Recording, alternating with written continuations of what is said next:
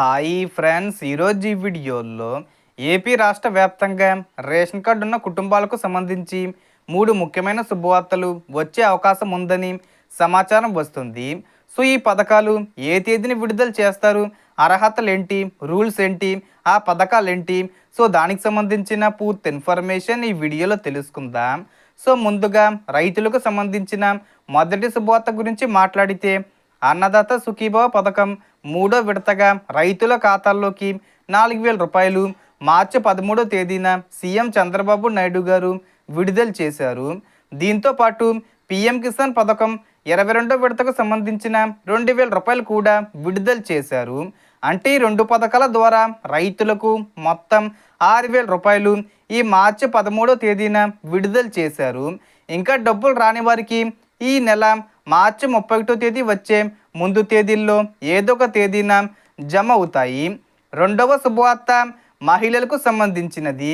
ఎన్నికల సమయంలో ప్రకటించిన ఆడబిడ్డ నిధి పథకం కింద 18 సంవత్సరాల నుండి 59 సంవత్సరాల మధ్య వయసున్న మహిళలకు నెలకు 1,500 రూపాయలు ఇస్తామని హామీ ఇచ్చారు. ఇప్పుడు ఈ పథకాన్ని అమలు చేసే దిశగా ప్రభుత్వం చర్యలు తీసుకుంటుందని సమాచారం. ముఖ్యంగా ఈ మార్చి 31వ తేదీ వచ్చే ముందు తేదీల్లోనే ఏదో ఒక తేదీన ఈ పథకాన్ని ప్రారంభించి ఒకేసారి 12 నెలలకు సంబంధించిన మొత్తాన్ని అంటే సుమారు 18,000 రూపాయలు మహిళల ఖాతాల్లోకి జమ చేసే విధంగా ప్లాన్ చేస్తున్నారని వార్తలు వినిపిస్తున్నాయి.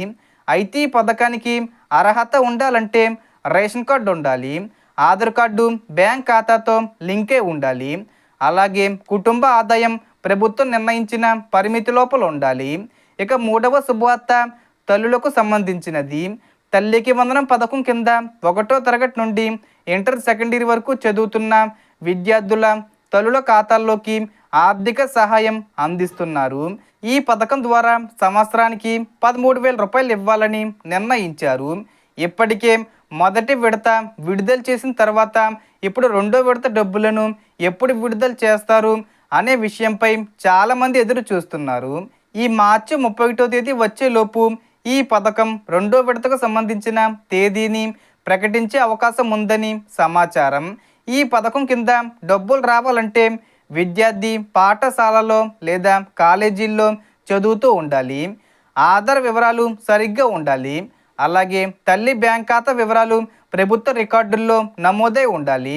కాబట్టి రైతులు, మహిళలు మరియు విద్యార్థుల తల్లులు ఈ 3 పథకాల గురించి పూర్తి వివరాలు తెలుసుకొని అవసరమైన డాక్యుమెంట్లు సరిగ్గా ఉన్నాయా లేదా అనేది ఒకసారి చెక్ చేసుకోవడం మంచిది. సో మనకు వచ్చిన ఇన్ఫర్మేషన్ ఫ్రెండ్స్, మీకు ఈ వీడియో నచ్చితే లైక్ చేయండి, షేర్ చేయండి అండ్ సబ్స్క్రైబ్ చేసుకోండి. Thanks for watching.